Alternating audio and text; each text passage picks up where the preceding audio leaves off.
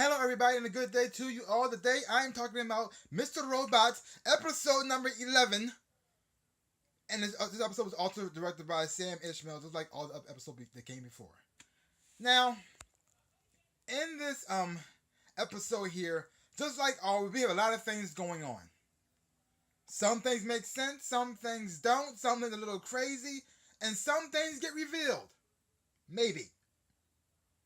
Because the thing about the show is, even though you think you have the answer, you still can't trust the answer that you have because Elliot's crazy and we're seeing it from his point of view. So he might be seeing something that's actually real, or it could be an illusion, or it could be some trick of his brain, another personality. We don't know. So we just gotta hope for the best.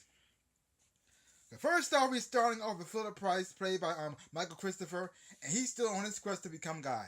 So he already said that's what he wants to be. So he's on that quest now because he's trying to make sure e-coin money becomes actual real money and to replace the money that actually exists. So if he controls this fake money, then he can pretty much control everything because money rules the world. So the person who controls the money controls everything. Everything. And even though he made a deal with the Chinese, he's trying to renege on that deal and take from them and then use what they gave him, which is like it was like $1 trillion. A trillion, oh my sweet mother. $1 trillion of money they gave to him to help E Corp. He's gonna use that money against them. Yeah. So you got that going on. Then you have what's going on with let me see now. Oh yeah. Agent the Perio. And she's dealing with the aftermath of what happened with the Dark Army after she's been attacked.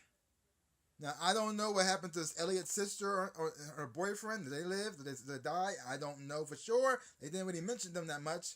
They might be alive. Fingers crossed. And she's dealing with the aftermath of that. And you get to know a little bit more about her. And the thing is though, she has a sad life.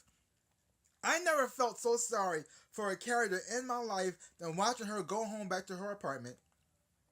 And she's talking to this like little type of robot or whatever it is. And she's pretty much trying to get to connect with this robot, asking it if it loves her. And I felt so bad for her watching her because she's lonely and she feels sad. And she has no one to talk to tell what she's going through. No one. Only this robot who she's trying to connect with. And the robot, you can see the robot actually trying to connect with her, trying to understand her feelings and emotions and trying to give it back to her. But it's a robot, so it can't do that. I felt so sorry for her. I wanted to give her a hug, and I couldn't do it. It was just so pathetic and so sad. Oh my gosh. And then you have what's going on with Angela. She gets abducted by these people who take her to B.D. Wong's character, White Rose, and he's all dressed up as a woman. And it's interesting to see his character, how he switches from when he's a male and when he's a woman. When he's a woman, you can tell he has this grace to him, and this but he also comes off a lot more confident, and you can actually feel the power coming off of him, even though he's dressed like a woman. He feels more powerful and more intimidating as a woman than he does as a man, which I think is interesting. And I had to give it up to B.D. Wong for his acting on this show. He's doing an amazing job. Holy mother! And you had this whole thing with Angela. She's been abducted and she's getting taken to this place. And she doesn't know what's going on, and she's trying to act tough and trying to intimidate people. But they're not paying her no mind because she has no power. She really doesn't. She's a scared little rabbit trying to bark like a pit bull, and it's not coming off. It really is not.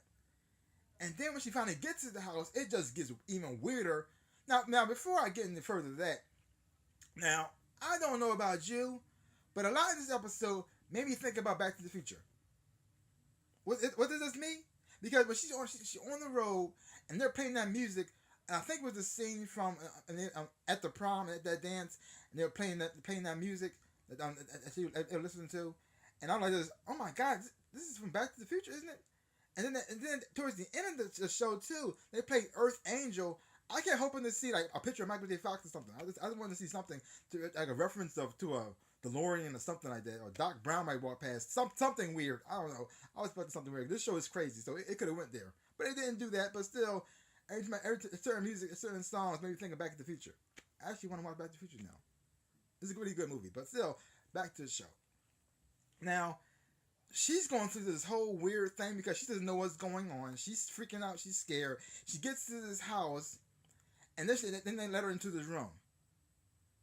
Lock her in there with this old computer. And then a mini version of her comes out. A little girl who looks almost like she could be like her little sister or daughter comes out and starts asking her the most weirdest questions in the world. She's giving her like a psych evaluation. And she starts up asking her, which is weird coming from a child, do you cry when you have sex? And like this, what is going on? And she does this, you have to hurry because if you don't, the fish is going to die. The fish tank is losing water. The fish is going to die. I just, what? Why? Like, okay. And she had no choice but to go along with this craziness to find out the truth, which is interesting. Now I don't know why the fish was there in the first place. Why the fish had to die beats me. I don't know. I mean, there were certain things sort of being revealed in this scene here with Angela, and she meets up with B.D. Wong here too, right? The right roles here, but it was also confusing at the same time. Like why is this happening? Are they recruiting her? Or they using her for something else? They're gonna make her part of the Dark Army? I don't know for sure, because after the situation, she came out a lot more confident than she was before. So did they tell her what's actually going on, what the actual plan is and agenda is, and she knows, and she's like, okay, I'm down with this, or they brainwashed her? I have no freaking clue. And then you have the main man, Elliot. Now, Mr. Robot has been taking control of Elliot's life for a long, long time. Sometimes, a lot of times, Elliot has no clue what Mr. Robot does. Now, I thought they had an agreement and they're working together, but it seems like there's still a lot of secrets Mr. Robot has not told Elliot. And so this time Elliot decides to, instead of having Mr. Robot watch him, he's going to watch him. He's going to find out what he's up to, what he's been doing during this time when he has no memory of. And that's when you find out more, you find out his connection to Tyrell. Now, the thing is, though, this is a spoiler right here. Tyrell is alive, I guess? Maybe? I don't know. Because, now, Elliot sees Tyrell, he's talking to Tyrell, but he can't trust the fact he's talking to Tyrell because he thinks Tyrell is dead. Because Mr. Robot told him that he was dead, and Mr. Robot showed him that he killed him. So he's trying to figure out, now, is he real, or is he another part of my personality? Can anybody else see him? He tried to get confirmation from the taxi driver. He was no help. So he just, I don't know what's going on. And that Tyrell looking at him like this, why are you acting so weird? This was your plan, buddy. It's working. It's just, what plan? What's working? I have no clue what I'm doing.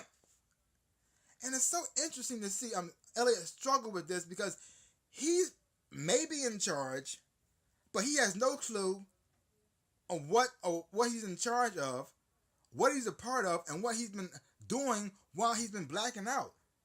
So he's like a soldier and the general at the same time. He's the private and the general. He's taking orders from himself, but he doesn't realize he's the one giving the orders. He doesn't know he doesn't know what the agenda is, but he already knows at the same time. It's so weird and so confusing because you're watching it through Elliot's eyes, and you're lost. He's lost, but he's in charge. He doesn't know the thing is though, he doesn't know he's in charge. So it makes watching everything Elliot does, you can't trust it really because he can't trust it.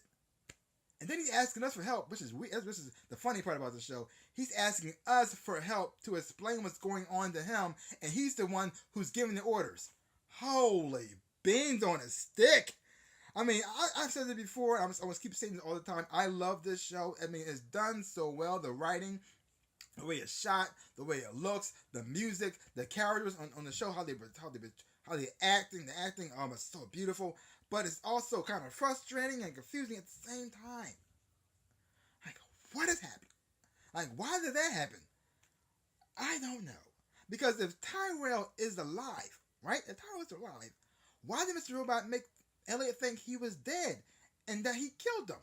Why would he want him to carry around that guilt inside of him all this time, knowing that he was alive?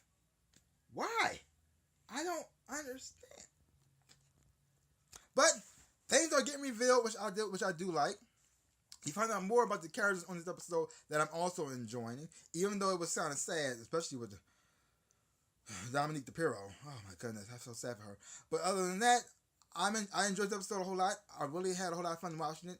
It is confusing at times, but it's interesting at the same time because you see, even though this show can be frustrating, it has a way to compel you to keep watching and make you want to keep moving forward with the show because you want to know what's going on. And that's a credit to the writing and to the directing. Mwah! Thank you so much for this good, great entertainment. I'm enjoying it a whole lot. Leave your comments down below and let me know what you thought of this episode of Mr. Robot.